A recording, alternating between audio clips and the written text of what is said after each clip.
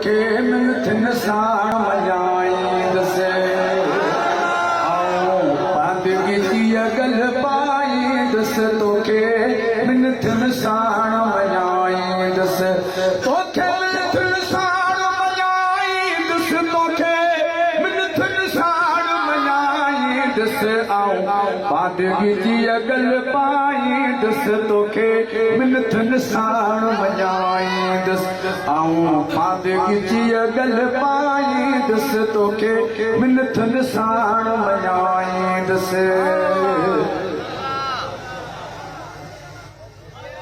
कंदे नेठ रहम तूं राणा इंदे मुंह बछड़े तूं माणा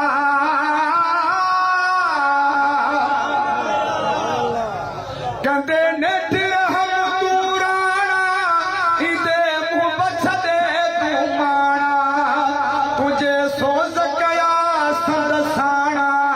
तोखे दिल जा दर्द सुणाई दस तोखे मिलथिन साण मञाई दस आऊं पांदगी जी अगल पाई दस तोखे मिलथिन साण मञाई दस आऊं पांदगी जी अगल पाई दस तोखे मिलथिन साण मञाई दस ओ मुंहिंजूं आरज़ू अर्ज़ अघाई अची पेर पुढल तूं पाई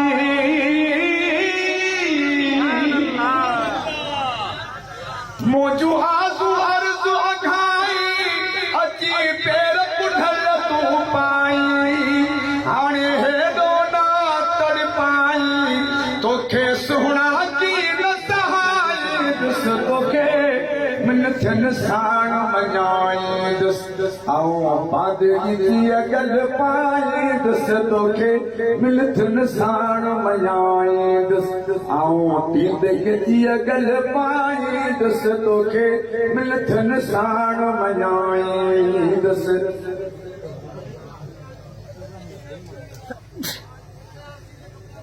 वो जॾहिं मुहबत जी मुलाक़ात कंदे वो जॾहिं बेहवारी का बात कंदे वो जॾहिं मुहबत जी मुलाक़ात कंदे वो जॾहिं बेहवारी का बात कंदे वो मुंहिंजी मुर्दा दिल खे हयात कंदे इहा रात बरात मभाई दस तोखे मिलथिन साण मञाई दस आऊं पांदगी जी अगल पाई दस तोखे मिलथिन साण मञाई दस आऊं पांदगी जी अगल पाई दस तोखे मिलथिन साण मञाई दस वो ॾिस बलम हुजा जानी हो कर अचण सदी एहसानी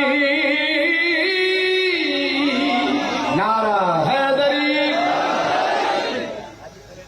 ओ ॾिस बलम हुजा जानी कर अचण सदी एहसानी कर मिठड़ा का मेहरबानी तोखे राणा ने तेरी ठाई दस तोखे मिलथिन साण मञाई दस आऊं पांदगी जी अगल पाई दस तोखे मिलथिन साण मञाई दस वो नथो कहल कई नथो मुश्किल मुंहिंजी सहल कई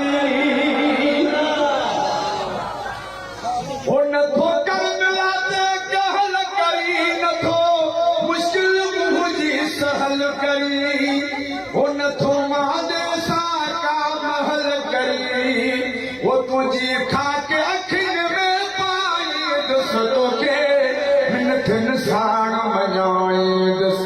आऊं पांदगी जी अगल पाई दस तोखे मिलथिन साण मञाई दस आऊं पांदगी जी अगल पाई दस तोखे मिलथिन साण मञाई दस